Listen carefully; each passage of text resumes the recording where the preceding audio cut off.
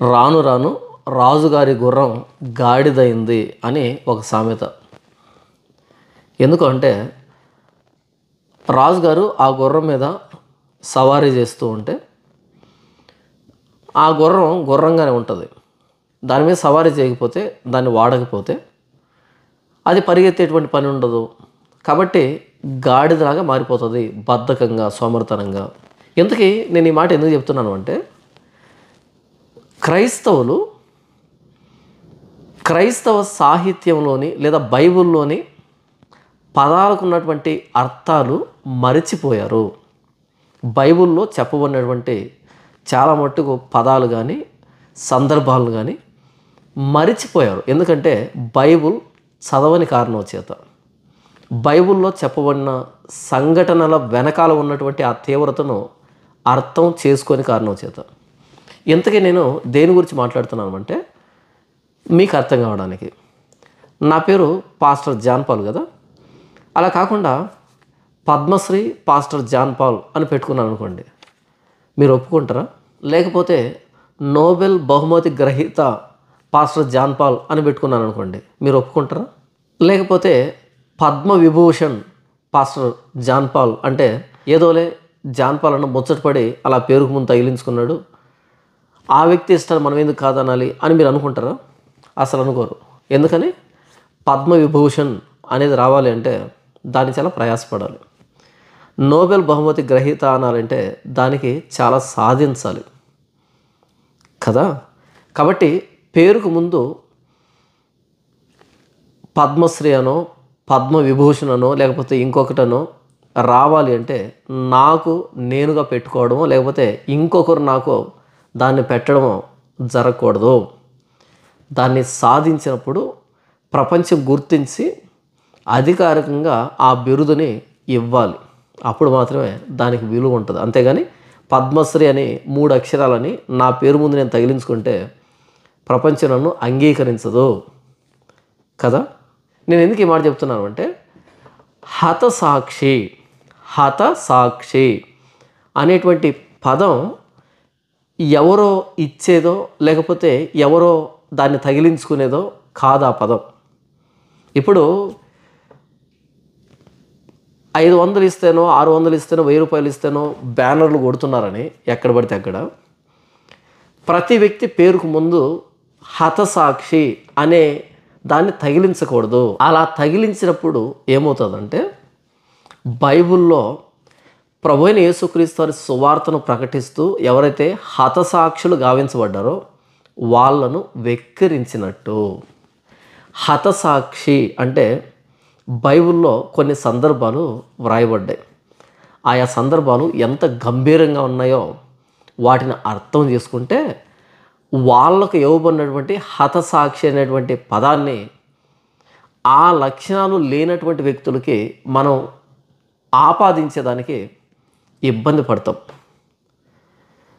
ఎందుకు నేను ఈ మాట చెప్తున్నాను అంటే, బైబిల్లో ఉన్న సంఘటనల్ని క్రైస్తవ్యం ఆ సంఘటన వెనకాల ఉన్నటువంటి తీవ్రతని, ఆ గాంభీర్యాన్ని మరిచిపోయింది. రాను రాను రాజుగారి గుర్రం గాడిదైనట్టుగా బైబిల్ చదవని కారణం చేత, బైబిల్లో ఎలాంటి వ్యక్తులకి ఎలాంటి పదప్రయోగాలు జరిగాయి అనేటువంటి ఆ స్పృహ లేని కారణం చేత ఎక్కువ శాతం మంది మోకాల నొప్పులకో నడువుల నొప్పులకో శిరోభారానికో లేకపోతే అప్పుల భారానికో లేకపోతే కుటుంబ సమస్యల కోసమో ఉద్యోగం కోసం పెళ్లి కోసమో పిల్లల కోసం విడాకుల కోసమో యేసుక్రీస్తు నమ్ముకున్నటువంటి పుణ్యపురుషులు ఎక్కువైన కారణం చేత క్రైస్తవ్యంలో బైబిల్లోని భక్తులకు ఆపాదించబడిన పదాలని విచ్చలవిడిగా వాడడం ప్రారంభిస్తున్నారు. 1000 రూపాయలు ఇస్తే బ్యానర్ కొడుతున్నారని ఇష్టం వచ్చిన పదాలన్నింటినీ ఎవరికంటే వాళ్ళకి ఆపాదించకూడదు. మీ దగ్గరలో కనుక బైబిల్ బుక్ స్టోర్ ఉంటే ప్రపంచ క్రైస్తవ హతసాక్షులు అనే పుస్తకం ఉంటుంది. ప్రపంచ క్రైస్తవ హతసాక్షులు అనే పుస్తకం ఉంటుంది. ఆ పుస్తకాన్ని కొనుక్కొని అందులో ఉన్నటువంటి సందర్భాలను చదవడం ప్రారంభించండి. ఒక్కో వ్యక్తిని గూర్చి ఆ వ్యక్తి ప్రభువైన యేసుక్రీస్తు సువార్త ప్రకటించేటువంటి క్రమంలో ఎన్ని హింసలు, శ్రమలు, నిందలు, అవమానాలు ఎదుర్కొన్నాడో, చివరికి తన మరణాన్ని సైతం ప్రభు మహిమ కొరకు ఎలా సమర్పించాడో మనం చదువుతున్నప్పుడు శరీరం మీద ఉన్నటువంటి వెంట్రుకలు రోమాలు నిక్కబొడుచుకుంటాయి. భయం అనిపిస్తుంది. వాళ్ళు తమ మరణం ద్వారా ప్రభు సువార్తని ఎలా ముద్రించారో మనం చదువుతున్నప్పుడు భయం అనిపిస్తుంది. రోమాలు నిక్కబొడుచుకుంటాయి. వాళ్ళని హతసాక్షులు అని పిలుస్తారు. అలా ప్రభు సేవ కొరకు తమ ప్రాణాన్ని స్వచ్ఛందంగా ఇచ్చినటువంటి అలాంటి వారికి పెట్టవలసినటువంటి హతసాక్షి అనేటువంటి పేరుని తీసుకొచ్చి, ఆ పదాన్ని తీసుకుని వచ్చి,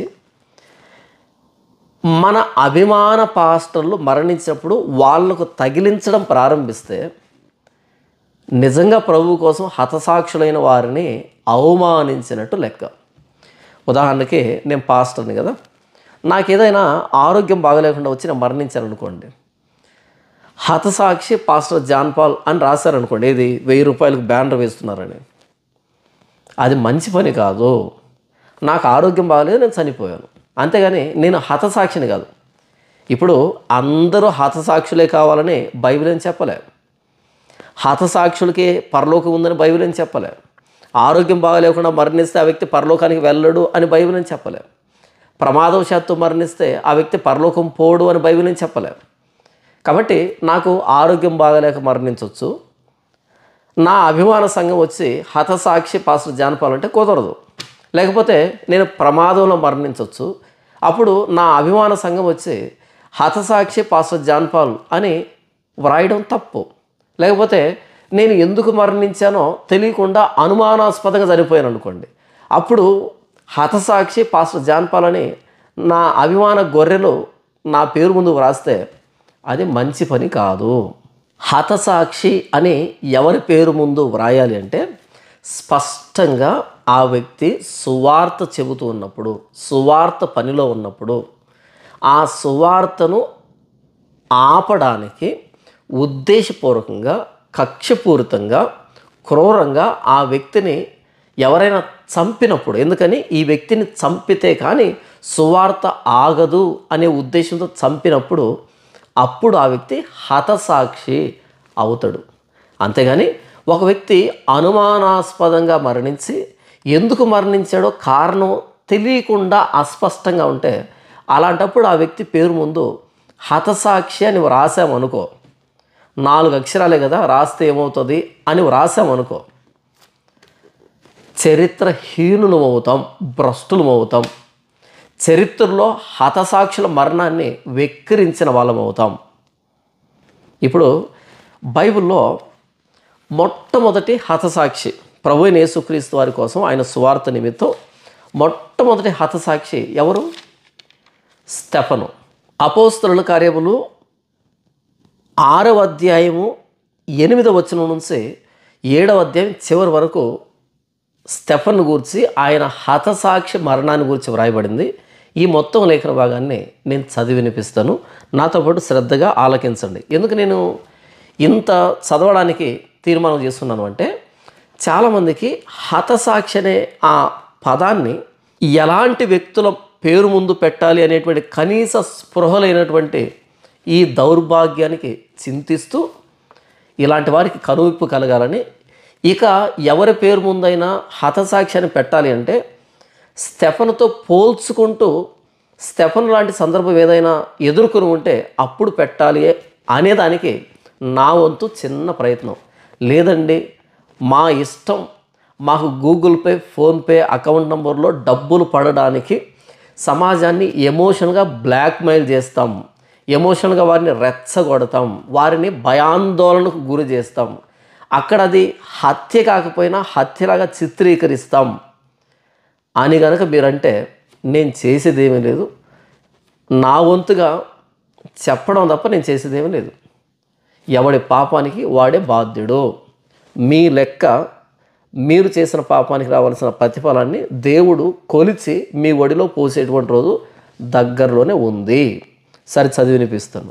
స్టెఫను కృపతోనూ బలముతోనూ నిండిన వాడై ప్రజల మధ్య మహత్కార్యములను గొప్ప సూచక్రియలను చేయుచుండెను.